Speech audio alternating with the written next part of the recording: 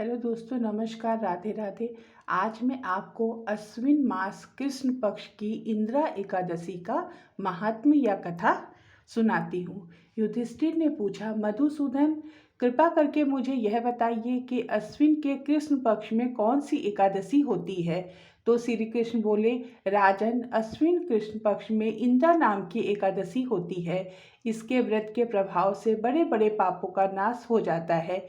नीच योनि में पड़े हुए पितरों को भी यह एकादशी सद्गति देने वाली है। राजन, पूर्व काल की बात है, सतयुग में इंद्रसेन नाम के विख्यात राजकुमार थे, जो अब महिष्मतीपुरी के राजा होकर धर्म पूर्वक प्रजा का पालन करते हैं। उनका यह सब और फैल चुका था। राजा इंद्रसेन भगवान विष्णु की भक्ति में तत्पर हो गोविंद के मोक्षदायक नामों का जप करते हुए समय व्यतीत करते थे। विधि पूर्वक अध्यात्म तत्व के चिंतन में संलग्न रहते थे। एक दिन राजा राज्यसभा में सुख पूर्वक बैठे हुए थे।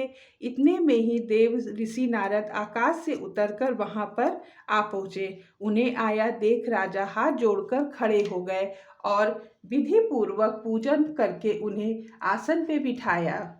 इसके बाद वे इस प्रकार बोले, मुनि श्रेष्ठ, आपकी कृपा से मेरी सर्वथा कुशल है। आज आपके दर्शन से मेरी संपूर्ण यज्ञ क्रियाएं सफल हो गई हैं। देव ऋषि, आपने आगमन का कारण बताइए, मुझ पर कृपा करें। नारद जी ने कहा, नृप श्रेष्ठ, सुनो, मेरी बात मुझे तुम्हें आश्चर्य में डालने वाली है। मैं ब्रह्मलोक से यमलोक में आया था। वहाँ एक श्रेष्ठ आसन पर बैठा और यमराज ने मेरी भक्ति पूर्वक पूजा की। उस समय यमराज की सभा में मैंने तुम्हारे पिता को भी देखा था। वे व्रत भंग के दोष से वहाँ आए थे। राजन, उन्होंने तुमसे कहने के लिए एक संदेश दिया है, उसे सुनो। उन्होंने कहा, बेटा, मुझे इंदिरा के व्रत का पुण्य देकर स्वर्ग में भेजो। उनका यह संदेश लेके मैं तुम्हारे पास आया हूँ। राजन, अपने पिता को स्वर्ग लोक की प्राप्ति कराने के लिए इंदिरा का व्रत करो। राजा ने पूछा, भगवान, कृपा करके इंदिरा का व्रत बताइए। किस पक्ष में, किसी तिथि को और किस विधि से उसका व्रत किया जाता है।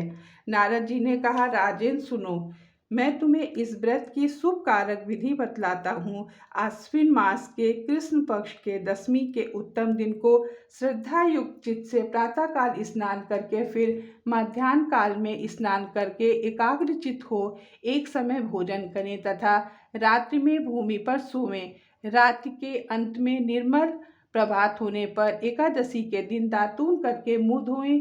इसके बाद भक्ति भाव से व्रत का उपवास के नियम को पालन करें।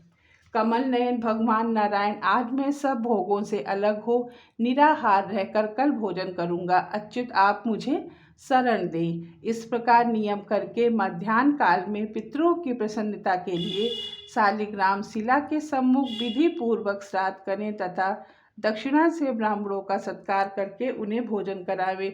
पितरों को दिए हुए अन्न में पिंड को सूंघकर विद्वान पुरुष गाय को खिला दे। फिर धूप और गंध आदि से भगवान ऋषिकेश का पूजन करके रात में उनके समीप जागरण करें। तत्पश्चात सवेरा होने पर द्वादशी के दिन पुनः भक्ति पूर्वक श्री हरि की पूजा करें।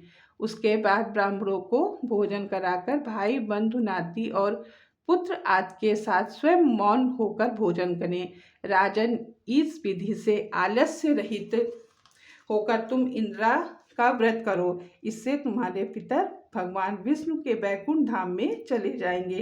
राजन, राजा इंद्रसेन से ऐसा कहकर देव ऋषि नारद अंतर्ध्यान हो गए। राजा ने उनकी बताई हुई विधि से अंतःपुर की रानियों, पुत्र और भृत्यों सहित इस उत्तम व्रत का अनुष्ठान किया। कुंती नंदन, व्रत पूर्ण होने पर आकाश से फूलों की वर्षा होने लगी। इंद्रसेन के पिता गरुड़ पर आरूढ़ होकर श्री विष्णु धाम को चले गए। राजश्री इंद्रसेन को अकंटक राज्य का उपभोग करके अपने पुत्र को राज पे बिठाकर स्वयं स्वर्गलोक को गए। इस प्रकार मैंने तुम्हारे सामने इंदिरा व्रत के महात्म का वर्णन किया हो। इसको पढ़ने और सुनने से मनुष्य के सभी पाप नष्ट हो जाते हैं। धन्यवाद। राधे राधे।